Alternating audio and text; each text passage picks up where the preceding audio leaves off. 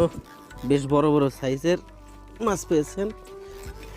এই মাছ আসলে ধরার লোভ আর সামলাতে পারছি না। এটা কতটুকু হবে ভাই? 100 হবে, 400 গ্রাম হবে। এগুলোর কেজি কত যায়? এগুলি 700 টাকা 800 টাকা, ঠিক নাই।